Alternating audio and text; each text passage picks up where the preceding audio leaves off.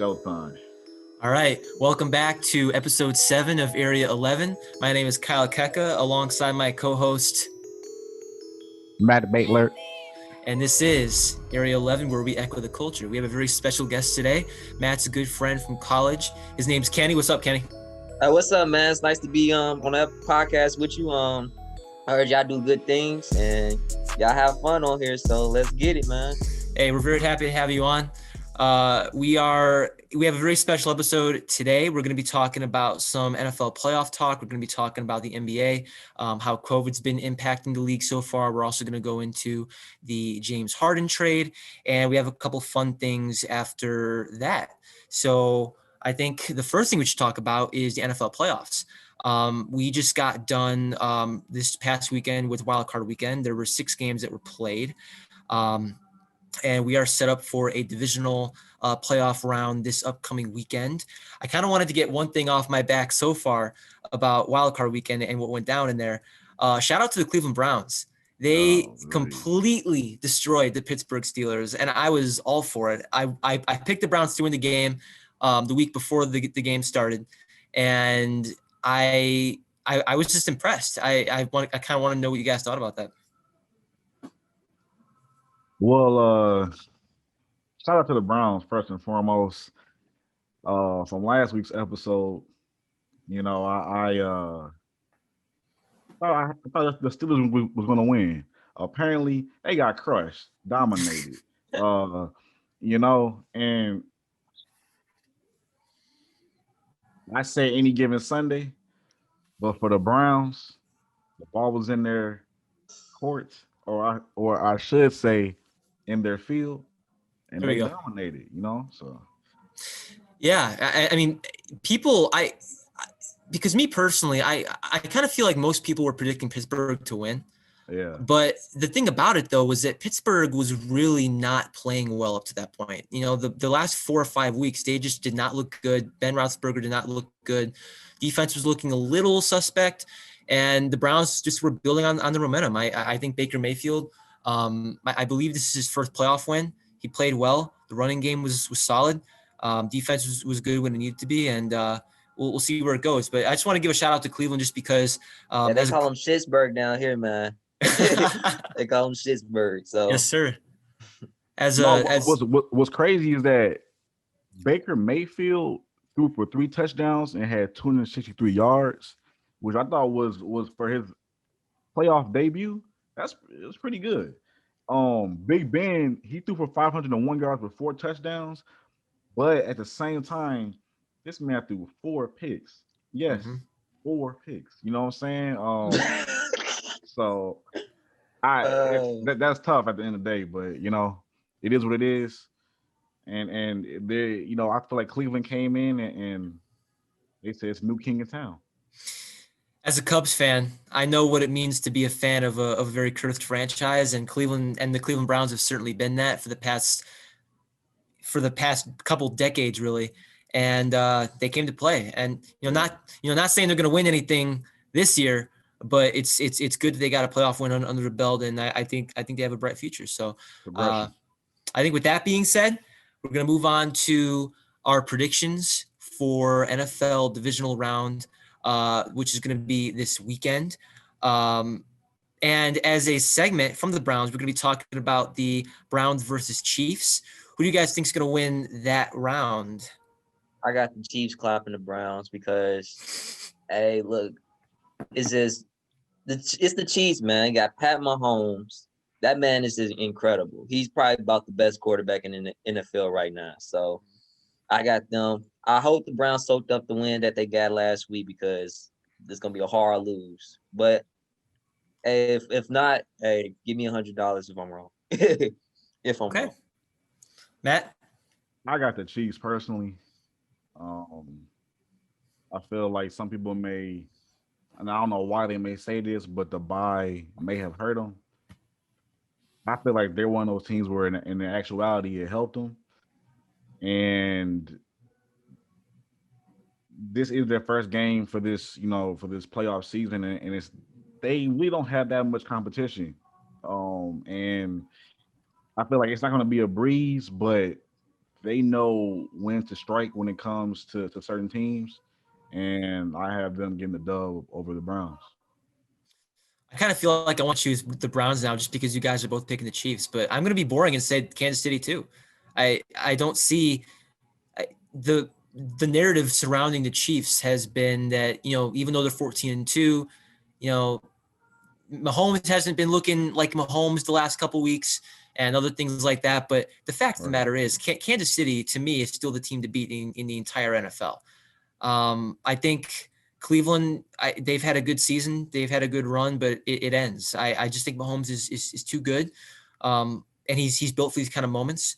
I think Mayfield is going to have a good game because I think he's also a gamer, but there's no quarterback in the league that can quite, at least at this moment, maybe besides Aaron Rodgers, combine just elegance and skill as much as Mahomes can.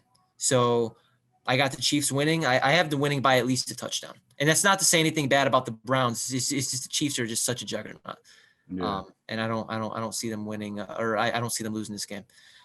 Next up, we got Ravens versus Bills.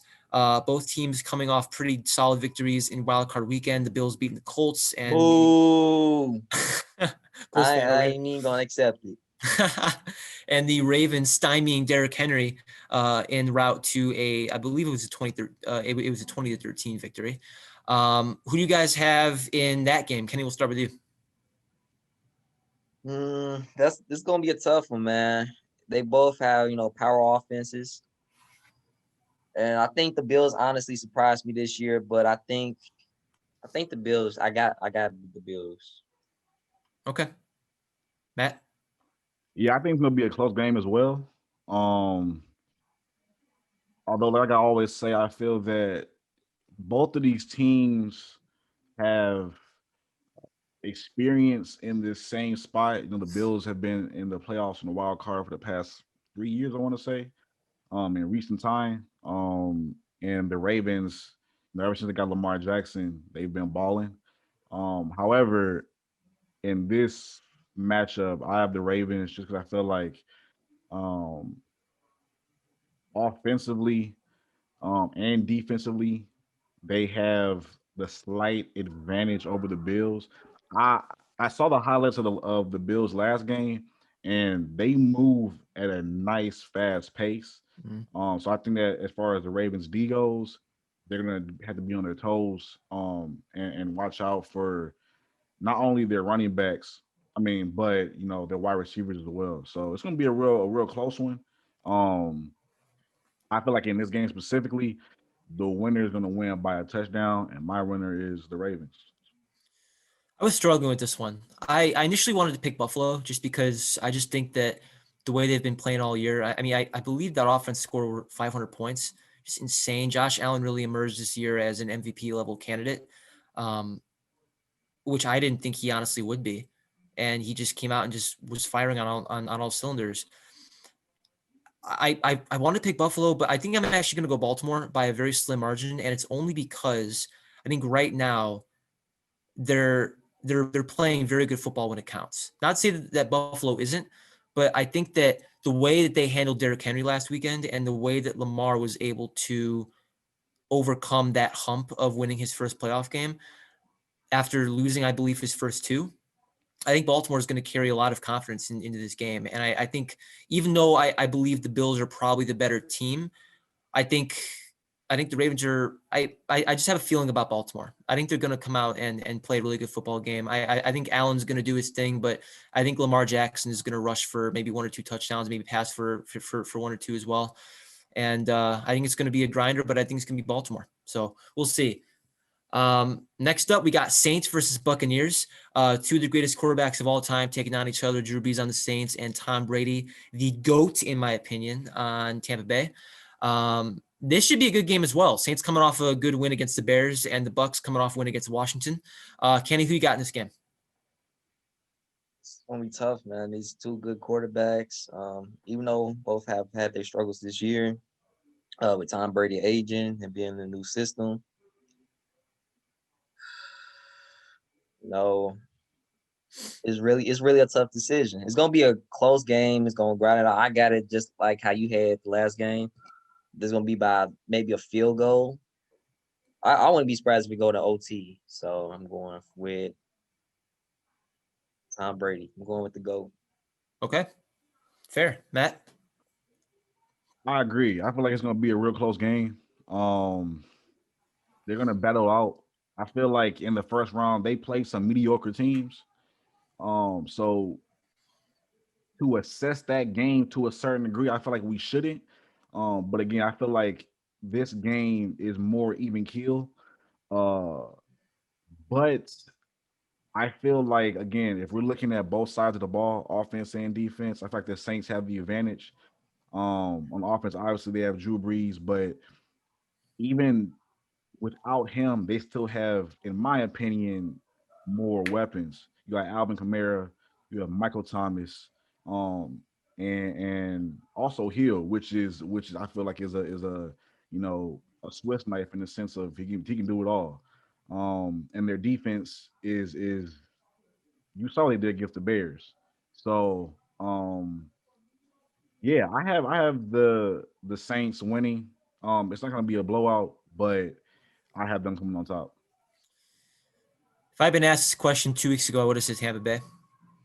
But I think with the Saints being or now becoming full strength, I think Michael Thomas just played in his first game in weeks. Um, I think the Saints are coming together at the right time. Tom Brady may be the GOAT, but I think the Saints have this game. I also want to choose the Saints too because for years I've been saying that the Saints were going to make the Super Bowl, and I kind of just have this thing in the back of my head where I just really, really want them to, just to validate my opinion on the Saints. Yeah. I'm in love with Drew Brees. He's arguably the greatest pure passer of all time. He is. He's that good. And Piggyback off of what you're saying, Mhm. I ain't even gonna lie to you. I wouldn't be surprised. I know this off subject, but I wouldn't be surprised, like you said, it'd be the Saints and Chiefs in the Super Bowl. That would be a great matchup. But It would be for sure. It's like the old guard with Drew Brees and the new guard with Mahomes. That'd be a really good yeah, story for battle sure. of generations. Sir, yeah, you're totally right. Yeah, I got the Saints. I just think they're too well rounded on offense and defense. They arguably are the deepest team in the entire league. They just have too many weapons, and not to say that Tampa Bay doesn't. Um, but I think the Saints have this one. Who dat? All right, last one. We got Packers taking on the Rams. The Packers are coming off a bye week, deservedly so, 13-3, probably MVP year for Aaron Rodgers. And the Rams are coming off a very surprising, to me at least, win over Seattle. Oh, When Jared Goff had to come in the game just a couple weeks, I believe, after having thumb surgery. It was a very gutsy win. Kenny, who do you have in this game? You can never underestimate the power of Aaron Rodgers, no matter how depleted the offense is, no matter how depleted the defense is. You can never underestimate the power of Aaron Rodgers. So I gotta go with my gut feeling that Aaron Rodgers gonna pull it out. Is it gonna be a gutsy win? It's gonna be a gutsy win, but I wouldn't be surprised if it be in the fourth quarter where Aaron Rodgers pulls it off and they win by at least 10. Okay, that's a good prediction, Matt. yeah, I think the Rams. Oh, the Rams. They beat my Seahawks. Now you be thinking, but Matt, I thought you were a Lions fan. What? That man cap. Bandwagon fan over here. Oh, like I said earlier, he's Look. bandwagon. Acting like you're part of the 12th man. I am. They actually invited me to a game out this season, but obviously because of COVID, it got canceled. But anyways, for the game, Packers Rams. Like Kenny was saying, I got Aaron Rodgers. He's one of those quarterbacks that in moments, like Kenny said, you can't count him out because he can do the unimagined. You know what I'm saying? And I feel like it won't come down to that in this game, but there's gonna be some plays where you'll just be in awe or like how that happened. So I think that both offense and defense they're gonna get it done on both sides of the ball and they're gonna come out on top. There's no way in hell I'm betting against Aaron Rodgers. It just comes down to that. I agree with both you guys. I mean, he's the MVP this year. I don't think it's particularly close. The thing about Aaron Rodgers is that over the past couple of years or several years, probably leading up to about 2018, 2019, he never played with a really good defense. The Packers were always just about Aaron Rodgers and maybe a couple receivers here and there. But now that he has a very good defense, I think this Packers team is incredibly dangerous. I think they are going to beat the Rams, and I don't think it's going to be close. I'm a huge fan of Aaron Rodgers, regardless of me being a Bears fan. I've watched him carve up the Bears for years, and I'm just in awe every year of his pocket presence, his scrambling ability, his deep throws. He is a legend in the making, and there's no way I'm betting against Green Bay in this one. I think they're going to win handily. Wouldn't surprise me if they beat them by at least 10 points. So we'll see. But those are our NFL predictions. Let us know what you guys think. It should be a really good weekend. I'm really excited. I think the game I'm most excited for is probably Saints Bucks, just because of the Breeze Brady storyline. But yeah, I think every game should be pretty entertaining. Moving on to basketball. So COVID-19, it's obviously been rampaging across the country more often than not as of late. Especially with colder weather. We hope everyone who's watching is being safe, that their families are being safe during this very difficult time. But we wanted to talk about how COVID-19 is impacting the NBA season so far. So it's when the bubble was happening, COVID obviously wasn't very much of a factor because everybody was in a very isolated area. There were no COVID cases. It was all great. And my guy LeBron won his championship. It was fantastic. Yes, sir. Yes, sir. But now games are actually starting to be postponed seemingly every day.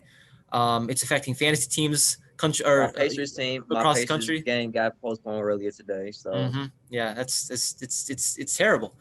And as of yesterday, 16 new players had tested positive for coronavirus.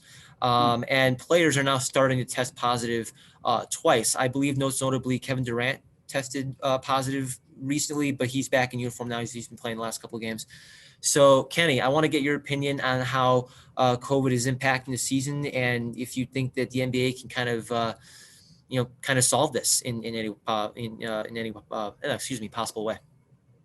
Well, me and Matt had this discussion back in maybe April, May. We were saying like how we don't understand why the NBA just didn't wait till this year to start off. What's the point of going to the bubble? Wait till everything's kind of like a little more level field, but obviously is went past that. They're determined to get stuff done. And especially since COVID has gotten worse or as the year has came on and, weather starting to change and kids going back to school and things of that nature.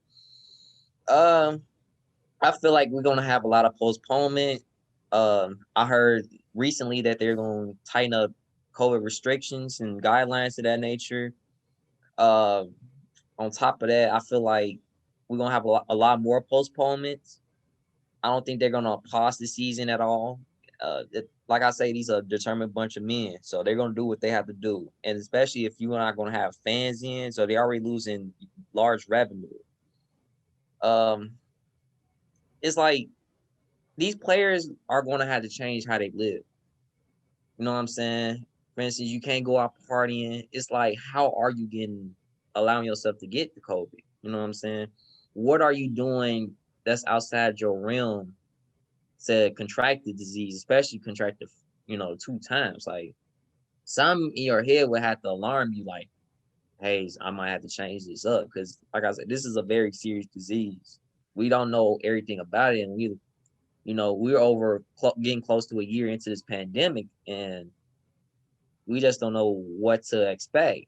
I feel like as the pandemic goes on and you have more vaccine doses, we may see different things. We don't even know when the playoffs going to start for real. Even though they say they got a cushion, we don't know different things that's going to happen between now and March. We don't even know what's going to happen between now and the next couple of weeks, let alone, games and things of that nature. Yep, that's true. Yeah, that's very true. I think that COVID kind of takes it has a mind of its own, and it's kind of on us to make sure that we're doing our best to make sure that we're being distant and safe about it. Matt, what do you think? Yeah, I agree.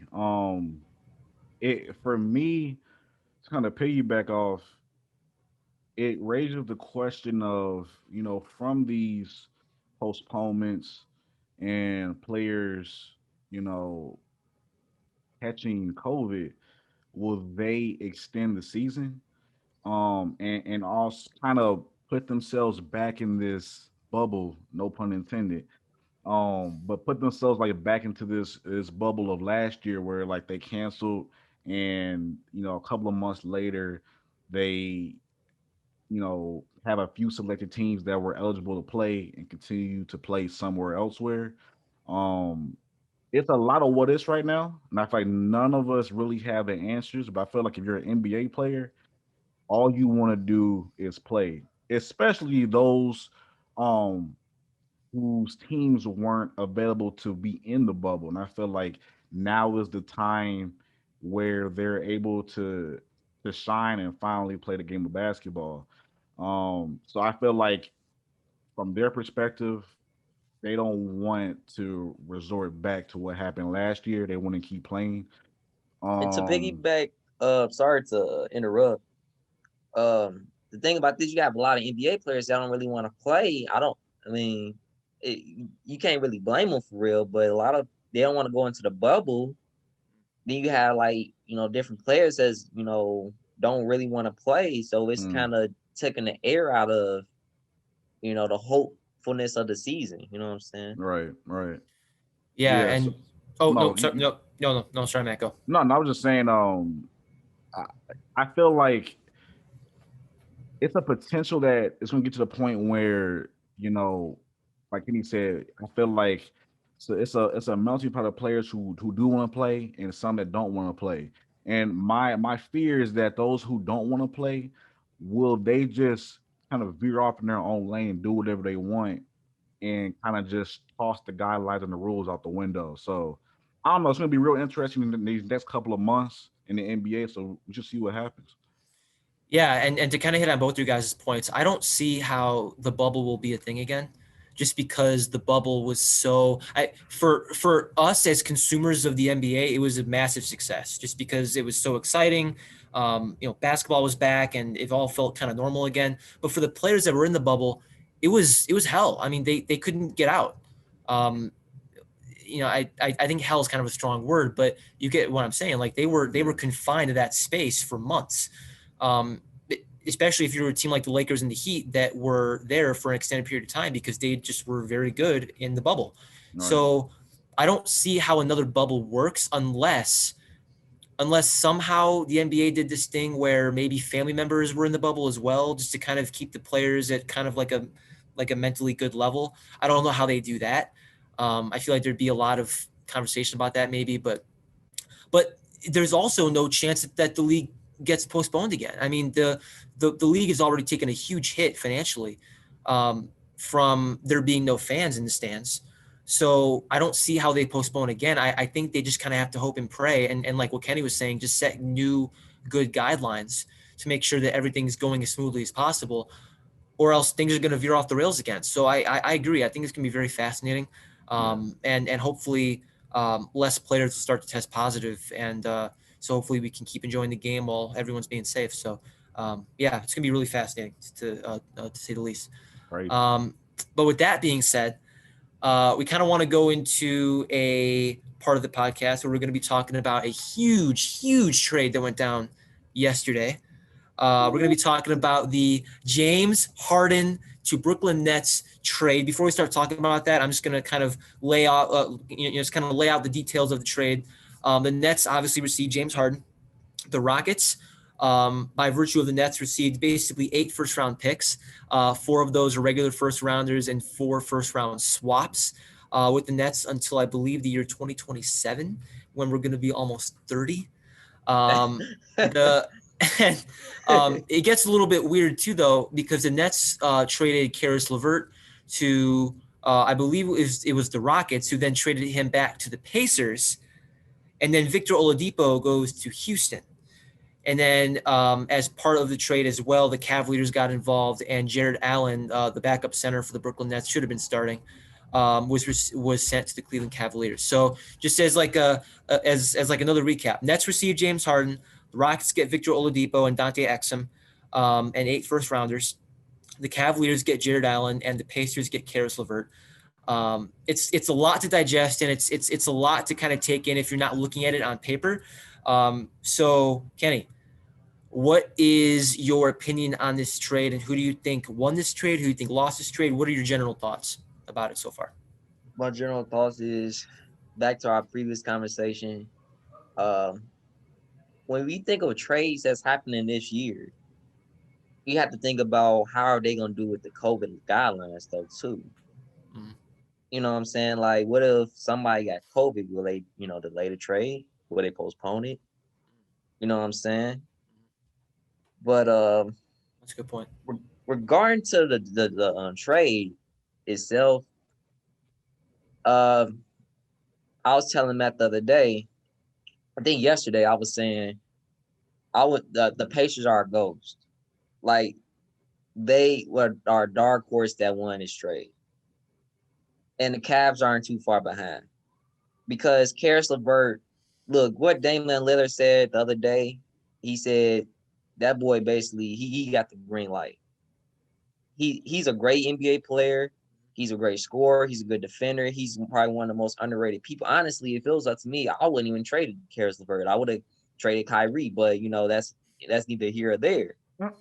But I feel like Karis LeVert is one of the better players in the NBA.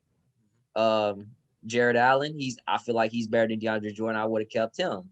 Really, honestly, I wouldn't did the trade, but like you said, I mean, it is what it is.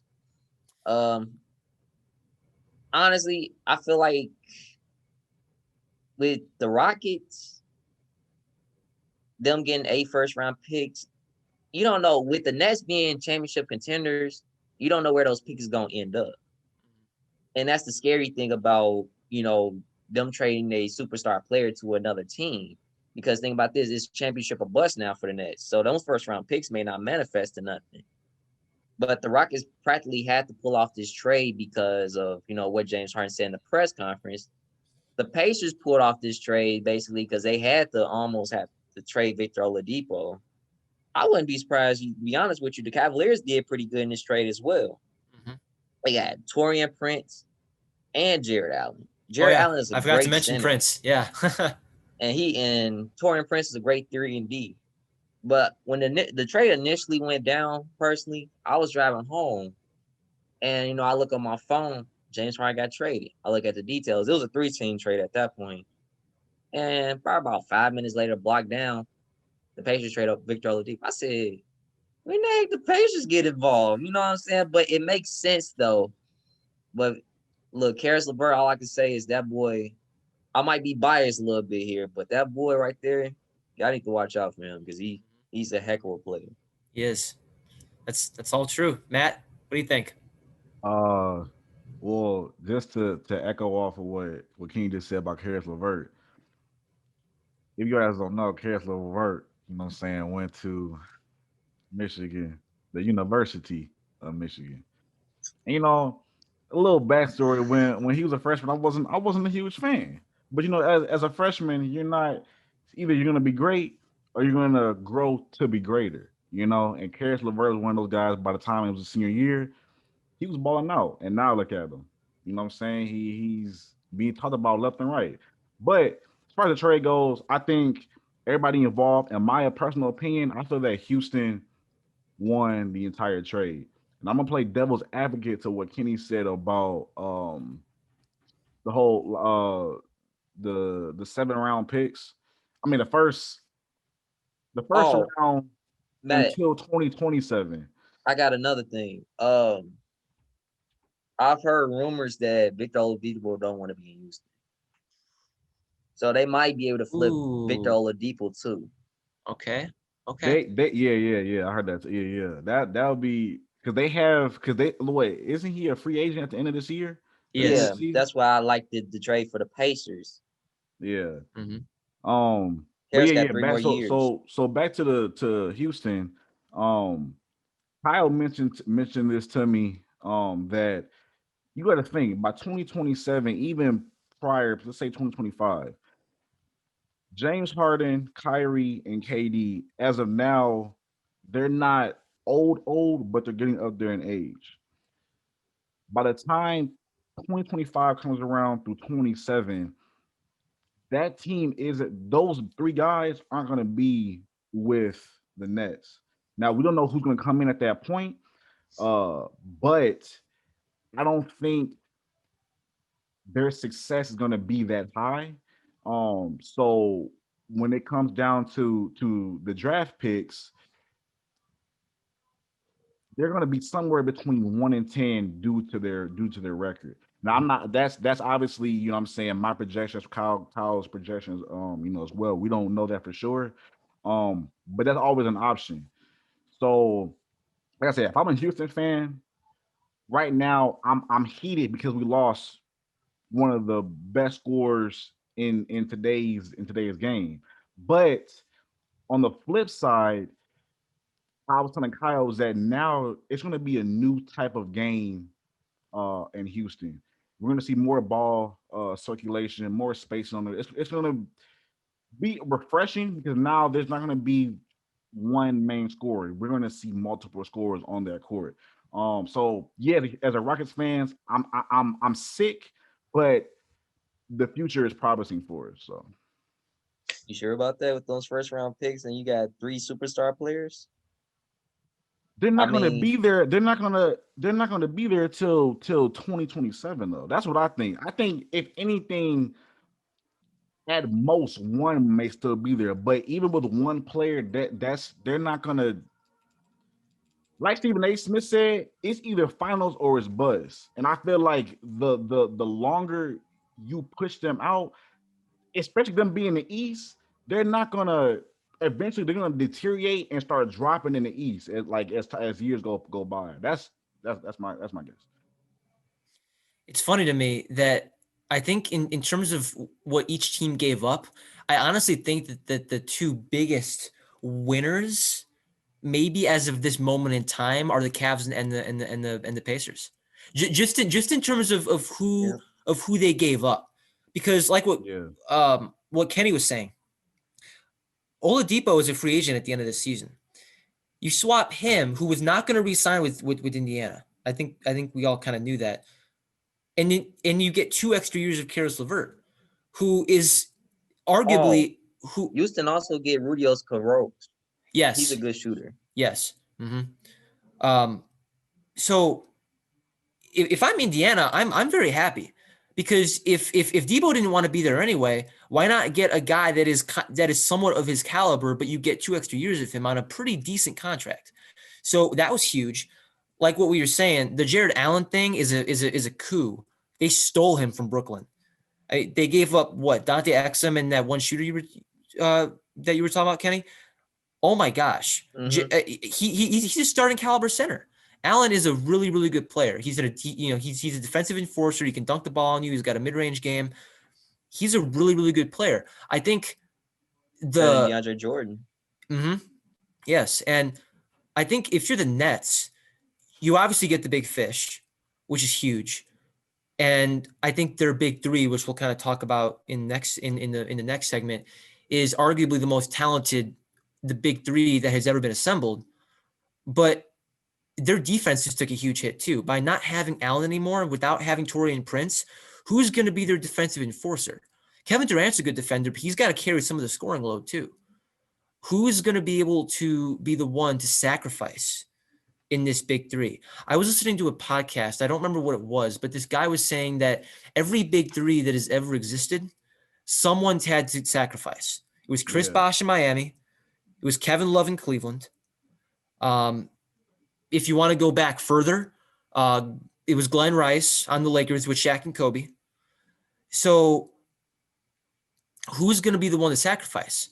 That's going to be the main question. If I'm Houston, I'm pretty happy. I would have liked to have gotten more spacing, especially because you lose a guy like Harden, who's an incredible shooter who can just dribble over anyone.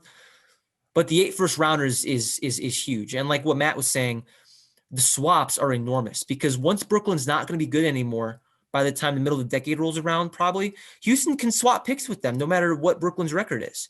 So they Hmm. they they, they are in a very good long-term position. I think from a locker room standpoint too, I don't think anyone liked Harden anymore, especially DeMarcus Cousins after what he was saying yesterday about him being about him just being disrespectful, which I agree with. I think that could be something that Houston could rally around. So we'll see. I think every team in this trade had something to gain.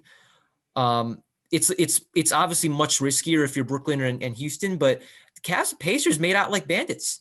It was a really good trade all just all around. You know, a lot of good players moving. So we'll see what happens.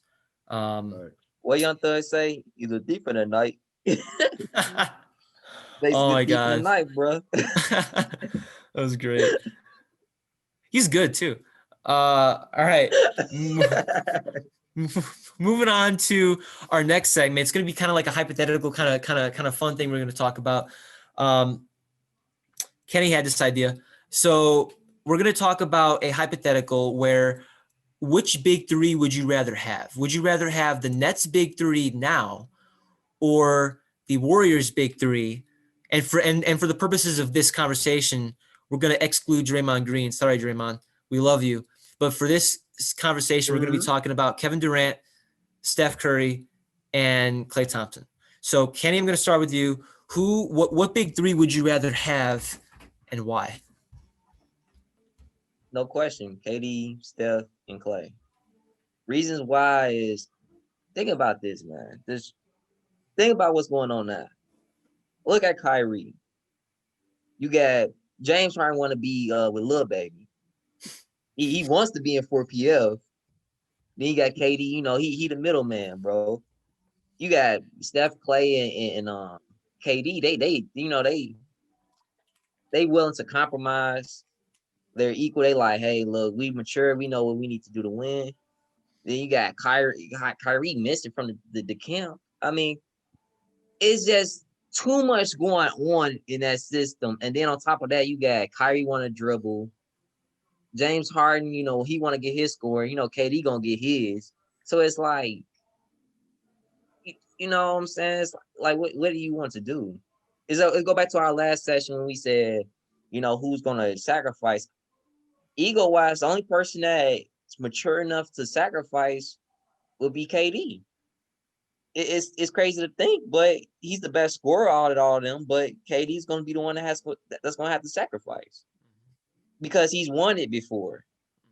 Of course, Kyrie's won it before in Cleveland, but you got to think KD's coming from an environment where it was unselfishness. Kyrie coming, you know, he brings up a lot of baggage, and then especially with James Harden, his situation from Houston, he's bringing a lot of baggage, and people are going to be, you know, more inclined to see what they can do. And it's only one ball on the court. On paper, it looks like a championship, but on the court, I don't see them winning a championship. So I'm gonna go with KD, Steph, and Klay. It sucks too because Durant is the best player of those three, but yeah, he'll probably have to be the one to sacrifice just because he's had that experience. That's a very good point. I haven't thought of it like that before.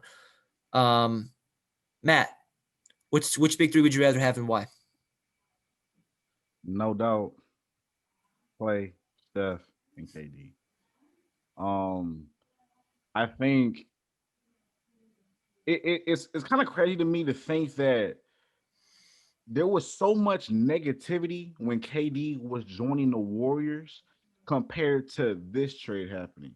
I feel like if anything, from what I can assume, more people was more generous and kind of accepting this with open arms and not seeing the problems. They were just seeing for what it looked like, you know, through their phone. If LeBron did it, it And would have been an issue. so I don't to even second guess yourself about this.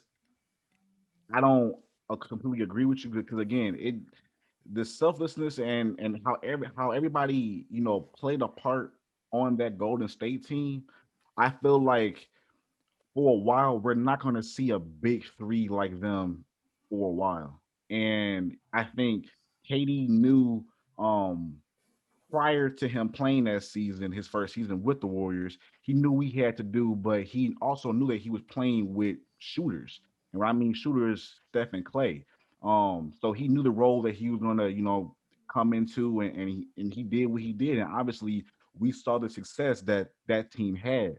But with this Nets team, yeah, it looks good on paper, but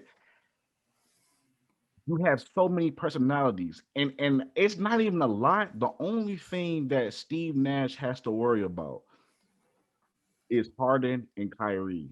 Mhm. Um, like he was saying, I feel like KD is going to have to be that guy to bring the tension down, kind of be the middleman and work things out when things, get too hot. Um, and I was watching some show on ESPN, and he was talking about how originally, well, he and I agree with them. I feel like that next team is KD's team. KD was the one who brought Kyrie to the team. And so now that Kyrie is doing what he's doing right now, and they say it's personal reasons, and we don't know exactly what that is. He said that it's up to KD to talk to Kyrie, bring him back down to earth, and see, kind of pick his brain, and kind of see why is he doing these antics. And I think that KD is gonna not only be a vital role on the court but off the court as well, and kind of making sure levels are vital, and everything is stable. So Talent wise, it's pretty close, but I think for me, I would go with Warriors just because from a team. Well, first, we haven't seen this Brooklyn Big Three play yet, which yeah, I think is a big thing to point out. Second, for the purposes of winning, I think we pretty much all know that talent alone doesn't win. It's about Mm-hmm. chemistry. It's about buying into a system. It's about coming together as a team and realizing who has to make adjustments. And I think even though these big threes are pretty even in terms of their overall talent, I just think that the Warriors big three is probably going to end up being better just because we have yet to see that Kyrie and Harden can yeah, sacrifice to the degree that Steph and Clay did. Clay Thompson, and I'll take this to my grave. Clay Thompson was probably good enough to be a one or a two on most teams across the league, and yet, I say it too. yeah, he's awesome. He's one of my favorite players.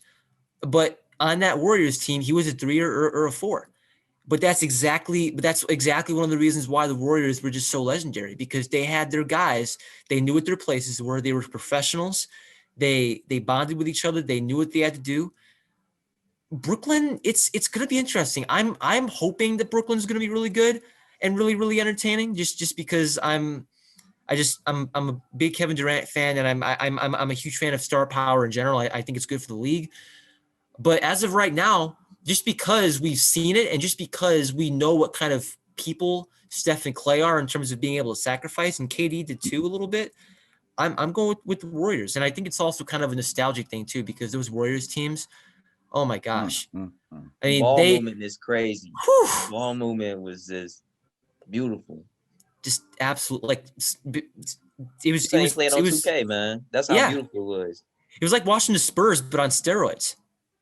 Spurs, Spurs, Spurs. It was remarkable, and we're young enough. I mean, we watching those Warriors teams was good entertainment for when we were in college.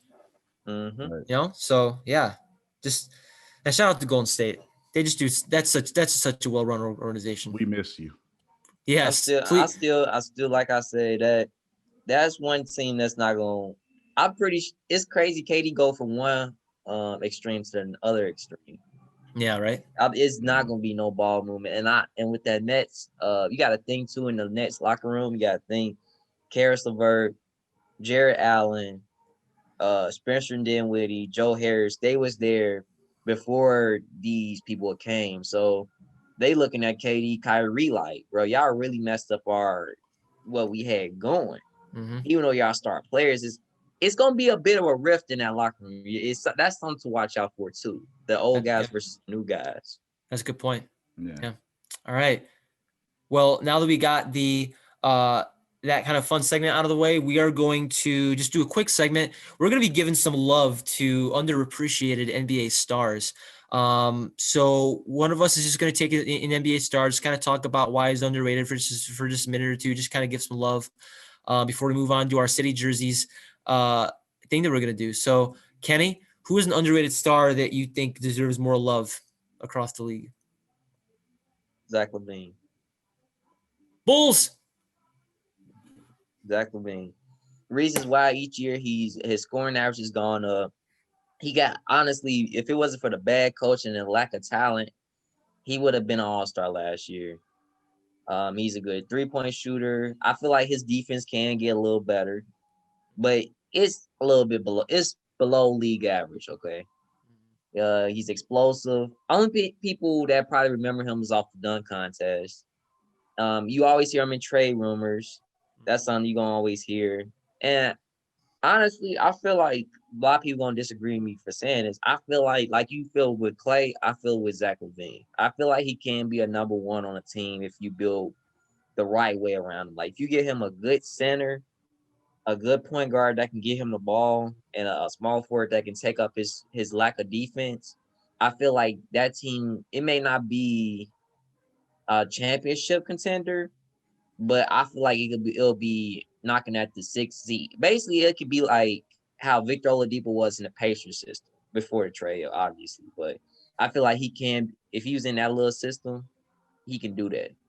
I He's wouldn't be explosive. surprised if they traded Zach. I wasn't going to be surprised if they traded Zach LaVine for Victor Oladipo. That'd be interesting. I don't know how I feel about that. Technically, I'm a Bulls fan, but I'm really not. I don't know. Bandwagon. Yeah.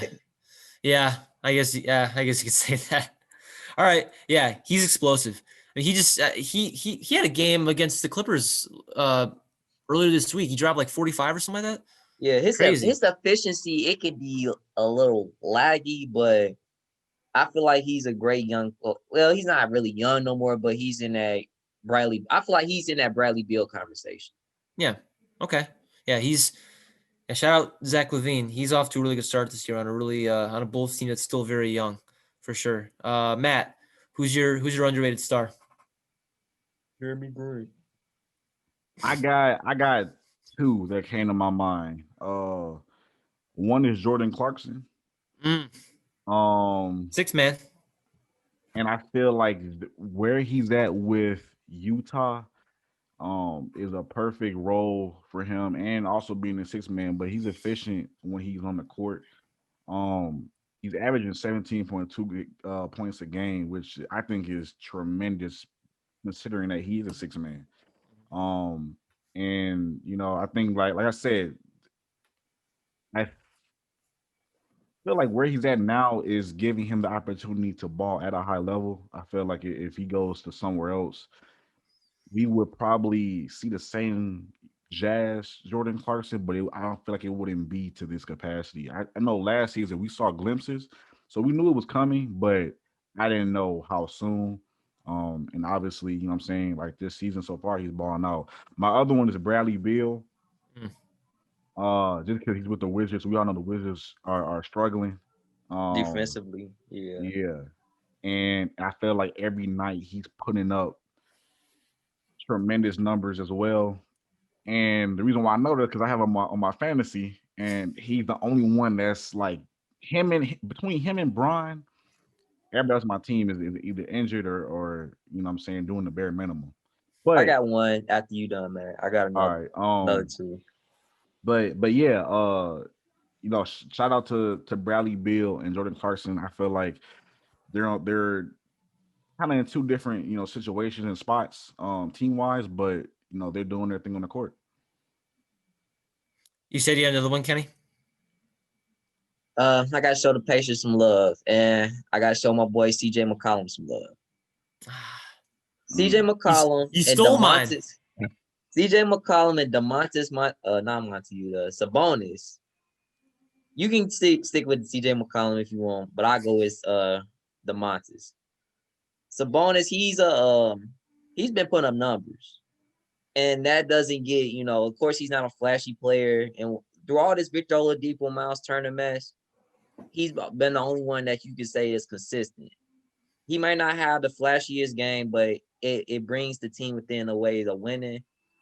He's a good post-up player. He's a great rebounder.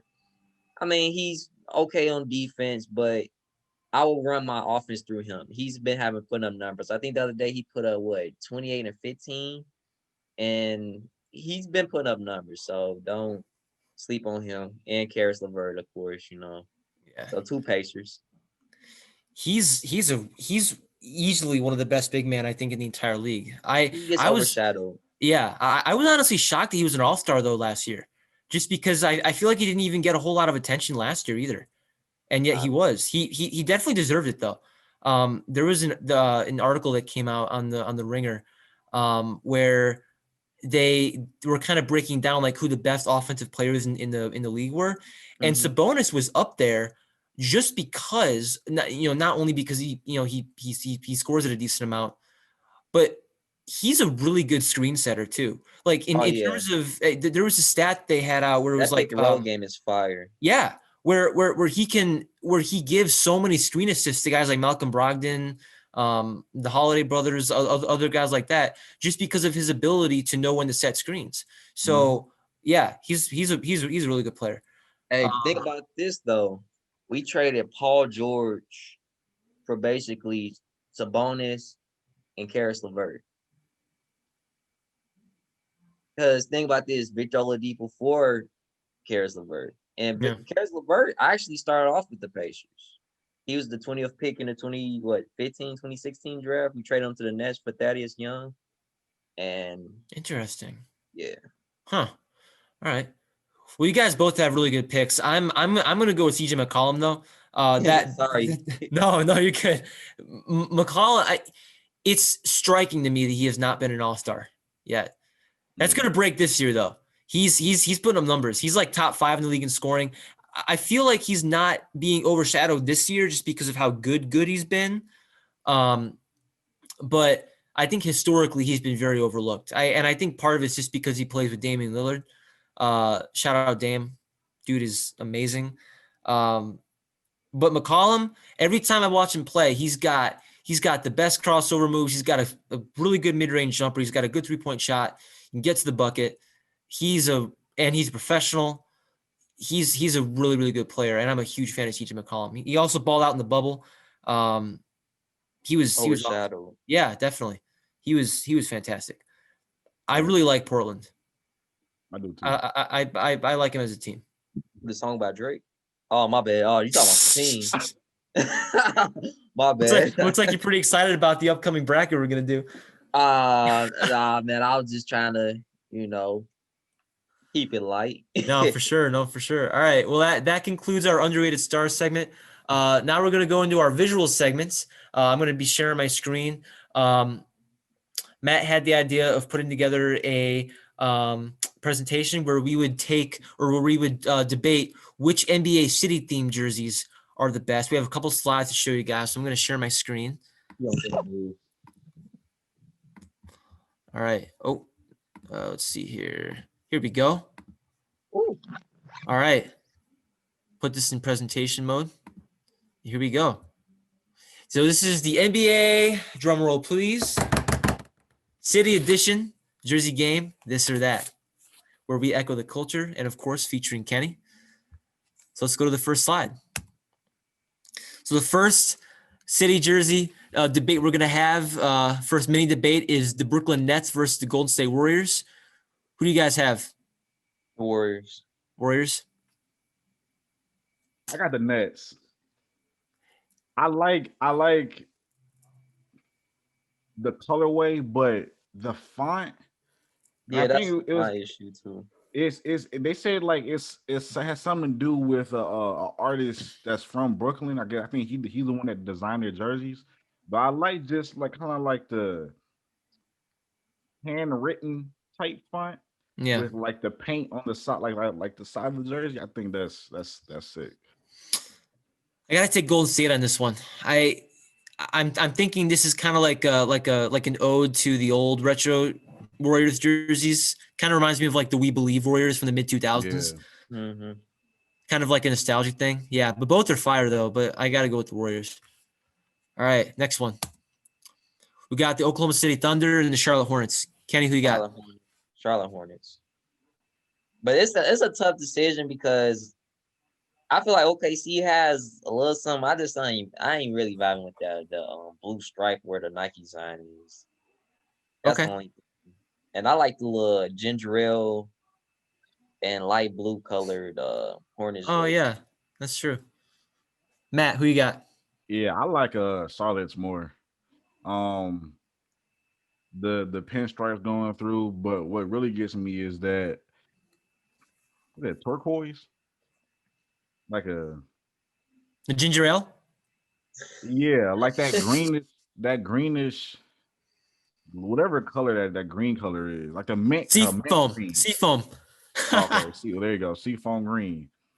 To me, okay, see, the front is cool, but the back just gives me like someone just made this up in like an hour. Like they went to Dick's Sporting Goods, got a T-shirt, and just went on Photoshop or whatever Golly, and God, okay. put that Well, I on it. mean, But it hey, ain't too bad though. It's not bad though. it ain't. Yeah, it ain't bad, but it's just like, I mean, in comparison to the Charlotte, I got Charlotte. I like the Thunder's jerseys more than you guys do, but I kind of got to go with Charlotte.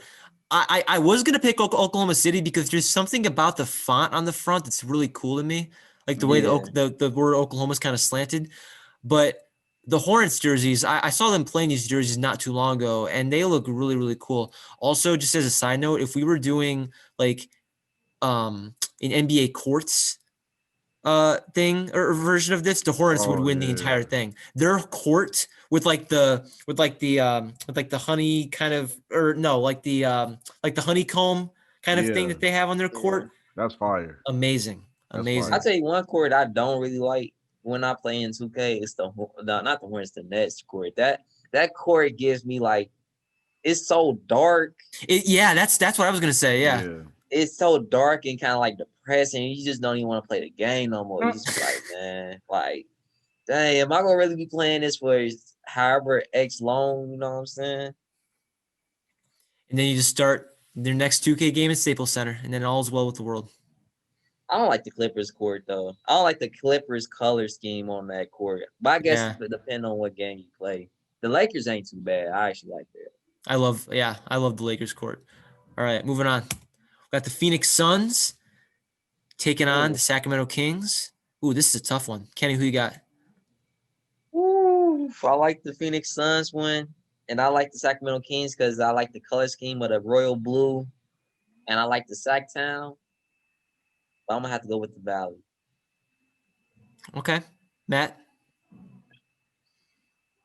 To me, y'all might hate, but Sacramento jerseys look kind of plain. I think the only thing that kind of elevates it and makes it look different is the colorway, because we so used to seeing the purple. So to get rid of that kind of adds a new element to the jersey. But to me, the Phoenix Suns jerseys, golly, it's like kind of like a Tetris look to it. Um, if you look kind of closely at it, it has like a Tetris look, and it still has the same color elements that make up the sun. So It's like the sun's going down. I like that in the desert. yeah, And then it's like they got like a little mountain with the black part on it. mm, The more I look at Phoenix jerseys, the less I like it. dang, And the only reason why is because I just don't get the pixelated kind of thing about it. I love the color scheme and I love the valley written on it. I think that's pretty cool, but I don't really get the pixelated version of it very much. I kind of feel like it doesn't fit into the team aesthetic a lot. So I'm gonna go with Sacramento. Their jerseys, they may be a little bit plain, but I love the color scheme. And yeah, I think I think that color scheme is really cool. So those seem fire. Yeah. I got to go with Sacktown on that one. All right, next one. The Trailblazers and the 76ers. Kenny? Oh my goodness. This is horrendous, bro. Dang, Like, I don't know what the heck the Sixers are doing. That's Like, not as good as the last one. nah, I'm sorry. The Oregon one don't give me, I don't know, bro. I'm gonna go with the Oregon one, the Blazers, because I just feel like the Sixers they kind of doing a little bit too much on that one. But Okay. yeah, I don't like the color scheme with Oregon like that with the Blazers one. But it's not too bad though. Like I'm mixed. I got mixed feelings with it. Okay. Matt? Yeah, I'm not a fan of the Sixers. Um, I think the colorway is cool. What throws me off is the city skyline. I think if they wanted to incorporate that in this jersey, that could have been done better. As far as the Trailblazers, they're my winner for this one. Um, and I feel like wasn't there at one point? It still may be their motto, but wasn't their motto like something like embrace your weird or be weird or like we're different or something like that? And I feel like if that's the case, this jersey is definitely different because when do we ever see the state across an NBA jersey? You hardly see it. You never see it. So I think that different element is definitely applied to this. Me personally, I'm not a fan of the brown like solid body. I would have changed that color maybe, but I do like the colors on the side, the red, the blue, the yellow. Yeah, I I think like that's that ones fire. too. But the solid brown body part, I'm not a fan of. I think Philly takes this one, and it's not even close. And just hear me out on this one. First, I don't think the word Oregon looks good on a jersey. Dang. Personally, the brown is not good mixed with the other colors. Goodness. But here's the thing though. I'm not a very big fan of Phillies either. But the thing that Philly has going for it is that Phillies the black, the red, and the blue fit very well. I'm not really sure what that kind of like is that like a neighborhood or something? I have no idea. They That's said what it I was was a wondering. 'Cause I didn't skyline. know. They So said like is it? Well, it looks like houses. That's what I think looked to me. And they then you look got Yeah. like like houses, the yeah. wind Yeah. shears going one way. It seemed like, but it's not. Yeah. So this one is definitely the battle of who's the least bad. But I gotta go with Philly. I want to like Portland's, I really do, but I can't get around to it. I think Phillies just has a better color scheme, and I think it looks better. They said that they were paying homage uh to the jerseys with AI. Color scheme wise. Oh, okay, all right, yeah, that makes sense. I don't know what that. You know what I'm saying? Well, if that was the case, then they would have a little bit of like a light brown in there, because didn't like their white jerseys Yeah, with the it was like a 76ers? gold Yeah, it had like element. a Yeah. golden brown, but it was like Yes. Yeah. Yeah. Yeah. I don't know. I don't really know how that pays homage, but maybe I probably don't I know don't. enough Yeah, about I that. don't understand that neither for real. All right, let's move on to the next one. Here we go. The battle of the heavyweights, the Miami Heat and the Indiana Pacers. Kenny, don't be biased on this one now. I'm not.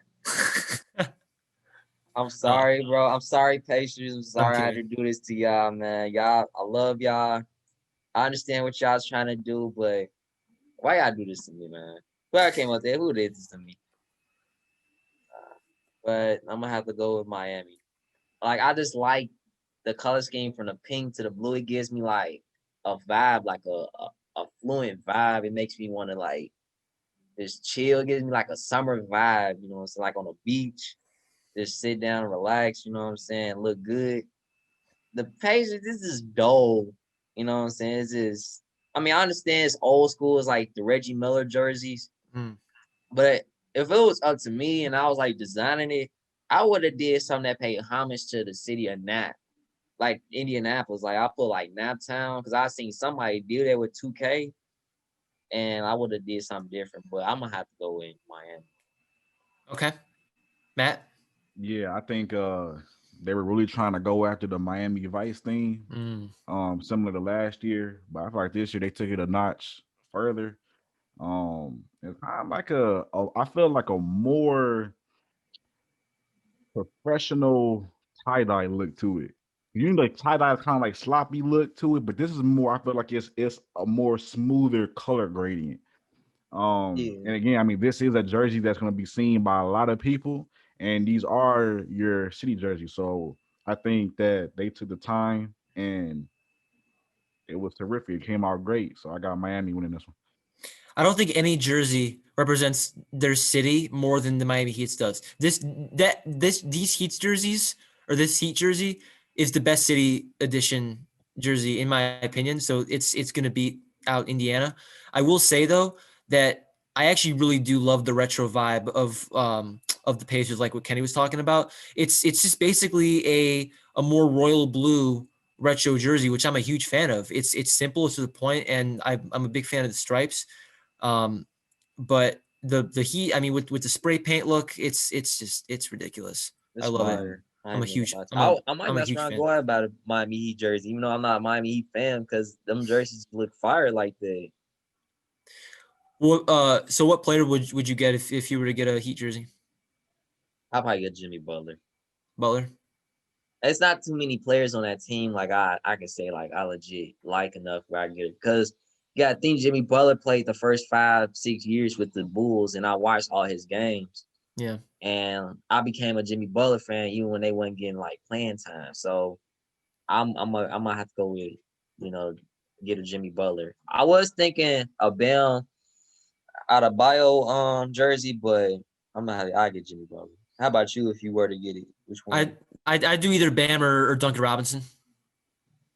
Yeah, I'm a that was huge saying. Duncan Robinson fan. I was about You to said His who Duncan. else again? Bam. Okay. I love Not Bam. Jimmy Butler, not the former Bull. He's a really good player. I really respect him a lot, especially for what he did in the bubble. I just think that just Bam being the modern big man he is, and Duncan just being the shooter he is. There's just something about those two guys that make him my two favorites. I don't know. Duncan being the shooter that he is, and Duncan being the school that he went He's a to better for shooter than Tyler college. Hero. Mm-hmm. Mm. Heroes so good Heroes just got swag, bro. If Duncan Robinson had Tyler Hero swag, he'll get talked about a lot more. for sure. Just saying. I All like right, Tyler Hero. I'm just saying Duncan Robinson is very overlooked. all right. We got I think two more. We got the Denver Nuggets taking on the Grizzlies. Kenny. I like the Denver Nuggets. I wish they would have went more like with a blue. You know what I'm saying? Like they did back in the Mellow days Mm-hmm. instead of the red. And I like the mountains and stuff with it saying Denver and stuff. I like the mountains. It kind of gives me like a Pacers Hickory jersey vibe. Yeah. Okay. That's what I'm getting from that. But the Memphis, it gave me like a ancient Mayan. I heard think it has something to do with the Memphis. It had to do with I think the civil rights movement or something. That's why I'm thinking the Memphis is because it's very nice, and it just shows culture. You know what I'm saying? I like the black, and I like the blue and white color orientation, especially the Memphis font with the number 12 on there. That gold right there is. I'm gonna have to go with Memphis though. Okay. Go with it. Just Yeah, provides a lot of culture to it. Mm-hmm. yeah, I think I'm gonna go with Memphis just because I feel like it's more attention to detail in their jersey. The Denver is cool, but I feel like it's too much red. And like Kenny said, if they would have found a way to implement like that Carmelo Anthony that baby blue somewhere in there, I think it would have kind of equaled it out and not kind of force it with all this red. But the attention to detail with the Memphis jersey with the patterns on the side kind of has like this royal look. Um, Like you in like in a ancient civilization, kind of like you know what I'm yeah, saying. yeah. It kind of gives like a throwback vibe, but it's still with like a modern look to it. So I got Memphis. Yeah, I'm gonna agree with you guys. I was gonna pick Denver, but then I was kind of thinking of how the collar is orange. I don't really like the red and orange color combo. I think it's a little bit hard on the eyes. Memphis is interesting. I think the designs they have on the sides and the collar are really really cool. I think the red Nike swoosh kind of fits in there for some odd reason as well. I don't really know why. But I yeah, don't like the. I just don't like the little, the little stripes right there. It mm, give me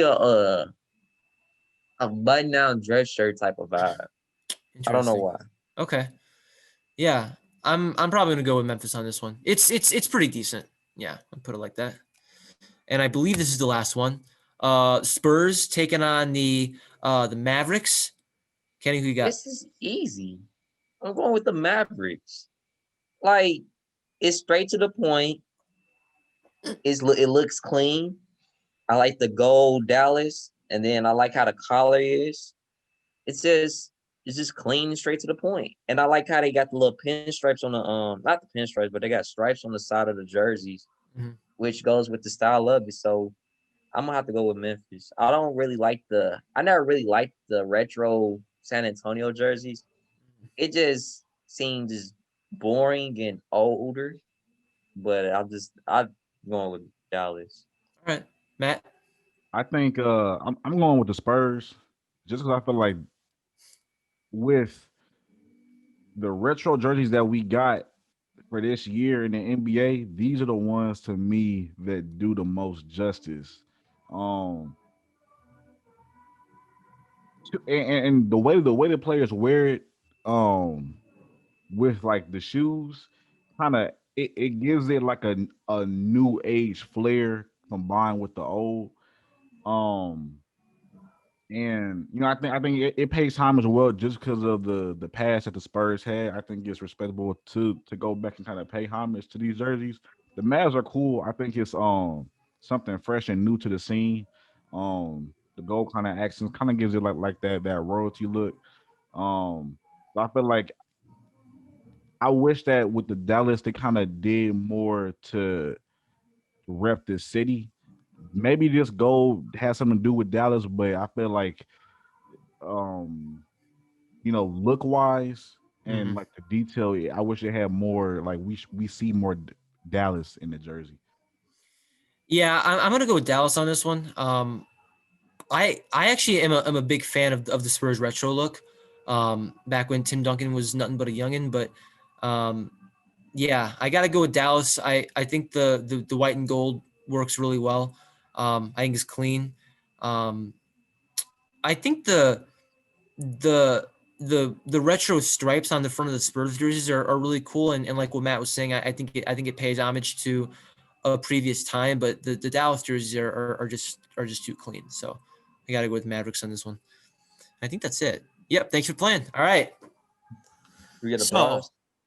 what? We get a prize. Uh, to be determined. All right. So for our final segment, we are going to shift away from sports and we're going to talk about our brackets that we do every episode. Our musical artist this week is Drake, arguably the biggest artist of the last 8, 9, 10 years, I would say maybe. At least he's got to be up there. So with that being said, because Kenny's our guest, we'll have him share his bracket first, talk a few minutes about his bracket and what song he thinks was the best. And it's going to go to Matt and it's going to go to myself and then we'll be done. So the first choice I had was Pound Cake and Connect. I chose Pound Cake because that's a song that it was something that went with a lot of people. It was one of Drake's greatest works, especially it's something that I love the instrumental of how it is. Crew Love, I never really liked Crew Love. I ain't gonna lie to you. I just like the beat, and then when Drake started going on. Underground Kings, I feel like that's one of Drake's underrated songs. It was one of the most underrated songs that he came over with. Passionate Fruit, you no, know yourself. Dang. It's a vibey Just song. no. It's a vibey song, but I wouldn't put that in Drake's top 15. You know what I'm Okay. All saying? right. Okay. I feel like it's between that and Teenage Fever. You know what I'm saying? If I wanted something to slow down and just drive along, you know what I'm saying? Okay. Know yourself, that beat smack. I ain't gonna Mm-hmm. lie to you. You know what I'm saying? Digital Dash, every time that song came on, I was turned. So The song's the good. Digital Dash, you know what I'm saying? He was like, I make 300 records a week. That's crazy. So I put Pound Cake against Underground Kings, and obviously I'm gonna go with Underground Kings. Know Yourself versus Digital Dash. I chose Know Yourself, and then when I put those against each other, I put Underground Kings because Underground Kings, like I said, it's one of the best songs. It's one of those ageless songs that you can always play no matter how old you are or how old the song is. It's something that I can vibe to. Best I Ever Had versus The Motto. The Motto's okay, you know what I'm saying? A lot of people like, oh man, The Motto is fire. I'm surprised y'all didn't put HYFR on there. I'm Oh yeah, with surprised. Wayne, yeah. No, yeah. But I like how y'all did that. Best I Ever Had. Free Smoke. Matt know how I am about Free Smoke, bro. You know how I am about Free Smoke. I mean, always playing Free Smoke. He said old numbers and they bounce back. Oh, shit, here you go. Here you go. I got to choose Miss Me. That's a classic that never get old. Headlines versus. This was the hardest decision. This was my hardest decision out of the whole bracket. The whole Headlines versus Portland. I wanted to choose Portland so bad, bro. I wanted to. I almost chose it at the last second, and I was like, nah, Headlines is something I could play, but I was hurt. They know, they know, they know. They know. Ugh. He said my side chick got a fat wrist with the screen crack. You Oh, can here never get off that. Well, and that's a tough decision too because Portland's got it's got Migos, Travis Scott on it. Yes, bro. It's a really tough decision. Cause man, when we was Matt, when we was freshmen in college, we was like when we first heard it, we was like, all right, we messed with the little flu, but we didn't like mess with it. And then like after like two or yeah. three plays, we was like, It yeah, grew on me. It grew on me. it grew. Miss Me versus Headlines. I chose Headlines. And then I had Best I Ever Had versus Free Smoke. I wanted to choose Free Smoke, bro. They off the same album. I wanted to choose Free Smoke, but I'm like, nah, I gotta be, unbiased. And then I chose Best I Ever Had, and then Best I Ever Had versus Underground Kings, and Underground Kings won to me. It was just a better song. Okay. If we do this again, if we ever do this again, ask me later. Give me another bracket, and we'll go from there, man. Because this was the tough one. Okay. Gotta ask the tough questions. That's a really good song. That was one of my favorite songs off Take Care. Yeah, that's honestly, it's one of the most underrated songs on there. Mm-hmm. If it was up to me, if I was really like thinking like just to throw a wrench in the whole little bracket, I would have had Free Smoke versus Portland. No cap. I would have had it. Dang. Hey, who would you have picked? What would you have picked? See, that's why I did the bracket how I did it, because I knew it was gonna be hard. We wouldn't even be on the podcast. I'd still be deciding, honestly. I would still be deciding which song would be better. Okay. Okay, All right. I'm finna. Underground Kings coming out of nowhere with that. Here we go. Got to. All right, Matt, your turn. All right. Coming from a motto. I don't know what Matt's gonna do for this one. Yeah, I'm curious too. Interesting. You feel me? Hey, it's just like mine. I'm not gonna go through all of it. You guys can see, obviously, if you guys are watching the YouTube version. If you guys watching the Spotify or Apple Podcasts, coming over to YouTube to see our bracket. But hold on, sorry, just to interject for a second. You guys are gonna hate my bracket. Oh shoot. Oh man. Got, Miss Me on number one. That's the champion. Maybe. All right, so I got the top. We got Pound Cake Connect. I got Pound Cake. Passion Fruit, Know Yourself. A Crew Love, Underground Kings, Slept On Song. Digital Dash and Furthest Thing. Y'all might, you know what I'm saying? Huh? Look. You talking about the song with Janae Aiko? Yeah, I just been wait. It's the First Thing from Perfect. Like that song. So I got that.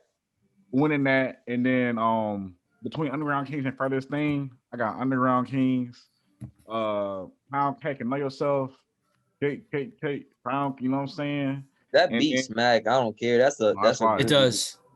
And then in the championship on this side, I got Pound Cake versus Underground Kings, and I got Underground Kings beating Pound. I don't know. To me, like I said, Underground King feel like I like it more because I feel like it doesn't get as much recognition as Pound Cake does. Um, and he was still spitting. And this is when Drake was in his prime, in my opinion. You know what I'm happy that you didn't do? What's I'm up? happy that you didn't put Laugh Now, Cry Later on there. Oh, heck no. No, I couldn't. Um, so the top right, best I ever had in the model, I got best I ever had, Miss Me and With You. I'm with you. Ah. That song fire to me. Uh, Free Smoking, Nice for What? Free Smoke, you know what I'm saying? Kenny, I know Kenny smiling. I'm blushing, bro. Headlines I'm not in even Portland. smiling. Oh, well, okay. So I got headlines in Portland, I got headlines. It wasn't really hard for me just because this song is a classic, and I feel like this song was like good for the time that it was in. Yeah, that's why I came up to the decision I did, but you still get your number blocked though. Yeah. So dang. I got Dang. headlines coming Shots being out. fired on Area 11 right here. Free smoking headlines. Sorry, Kenny. I got headlines, and this bracket about to make headlines. And Ooh. then so it came down between best I ever had in headlines. Best I ever had. Again, it's a classic song, but it's one of them songs where you only play when you in your feels or you with your baby girl. Anyways, Bro, chill. so I got headlines versus Underground Kings, and man, oh man, was it tough. But I chose. I I might be might too be too strong. overconfident. Over You know no what's song. crazy though? I'm happy you didn't put Portland and Free Smoke on the two different sides though. Because if you had Oh put yeah, those on the two no. different Shout out to sides, Kyle because Kyle was the one that set it up. So like the Kyle, ranking. if you had did that, I promise you, you probably would have been like, bro, what are you doing? What are you doing? I'm kind of scared to show you guys my bracket. It's so much. Well, it's not so much different, but it's different enough to where there's gonna be some sharp debate over here. So we'll see what you guys think. All right, I'm gonna share my screen. 3, 2, 1. All right. So hear me out on some of these, okay? All right. So hear me out on some of these. Okay. So so to start off with the easiest one, Pound Cake over Connect. Pound Cake takes the cake. You see what I did there? Clever. Passion fruit. Okay. So I like Know Yourself a lot, but passion fruit to me just gives off a really good, just chill vibe. Like you can just kind of like, it's just a song you can listen to if you're on the beach, just with a drink in your hand. I don't know, just with good times. He said with a passion fruit drink. With a passion fruit drink. Yeah. So it's a vibey. It's a very vibe song. Like if I'm like having a bad day, I'll put it on. But I wouldn't. I don't think it's in the same conversation as let's say per se Digital Dash. Not even Digital Dash and Passion from the same conversation. It's That's not the fair. same conversation as Headlines or Portland or Free Smoke. Yeah, that's fair. Yeah, so Passion Fruit took that. So here we go. So the first major blockbuster. So Crew Love versus Underground Kings. I struggled with this one because I used to listen to Underground Kings a lot. Crew Love too. They're obviously on the same album. But The Weeknd, his feature on Crew Love is insane in my opinion, and it's just a song you can listen to if you're just kind of just in a chill mood, just kind of just vibing. So, but that's not to say that I don't like Underground Kings though, because it's a really good song. That's what you're telling me. Yeah. What you gotta tell me? What you gotta tell me? See, this is why I was scared to show it. but I gotta go with Crew Love on that one. You're doing great. Thank you. Digital Dash over for this thing. The future verse is crazy. So got to go with Digital Dash. It's probably the best song off What a Time to Be Alive, if we're being honest. I got that. No. I got my foot on the neck and they foot on the gas. So that was probably the wrong lyric. Pound Cake over Passion Fruit. You're still on Digital Dash. So speaking of Digital Dash, I got Crew Love over Digital Dash. What? Yeah, Oh, I do. I do. Oh, my And this is ironic too, because I've always been one to really rail against Drake's like emotional kind of music. And Crew Love is one of his most emotional songs, and I'm a sap for it. I love it. I love it. If the weekend wasn't on that song, it probably would have been beaten by Digital Dash. But then Pound Cake taking on Crew Love, I gotta go with Pound Cake.